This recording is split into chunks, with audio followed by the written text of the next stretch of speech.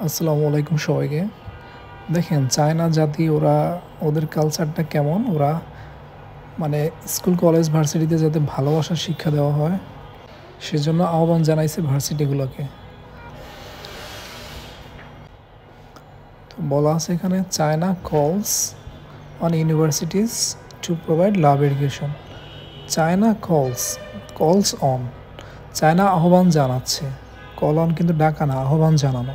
তারা আহ্বান জানাচ্ছে কাদের? ইউনিভার্সিটিকে, বিশ্ববিদ্যালয়গুলোকে, টু প্রোভাইড লাভ এডুকেশন, ভালোবাসার শিক্ষা দিতে, ভালোবাসার শিক্ষা প্রদান করতে ভার্সিটিগুলোকে ওরা আহ্বান জানিয়েছে।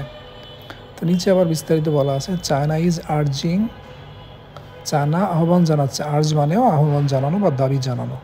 China is urging college and universities to provide love education to emphasize positive views on marriage, love, family in a bid to boost the country's flagging birth। অর্থাৎ এটার মানে হলো চায়না কলেজ এবং ভার্সিটিগুলোকে আহ্বান জানাচ্ছে যাতে ভালোবাসার শিক্ষা দিলে একটা ইতিবাচক ধারণা সবার মধ্যে তৈরি হবে ভালোবাসা এবং বিয়ে নিয়ে। তাতে কি হবে? কিছুটা জনগণও বুস্ট হবে, ওরা তো চায় জনগণ বাড়াতে। তো এটা দেখি আমরা, তো in a boost the country's flagging birth rate, মানে যাতে জন্মহার বাড়ে সেজন্য। তো এখানে চায়না ইজ আর্জিং মানে চায়না আহ্বান জানাচ্ছে কাদেরকে? কলেজ অ্যান্ড ইউনিভার্সিটিজ,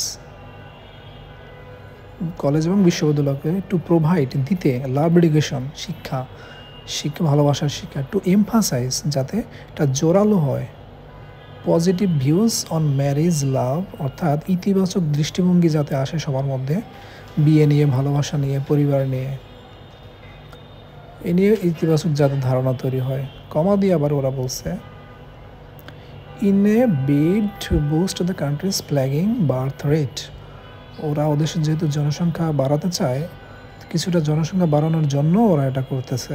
ভালোবাসা বাড়লেই তো জনসংখ্যা বাড়বে। ধন্যবাদ।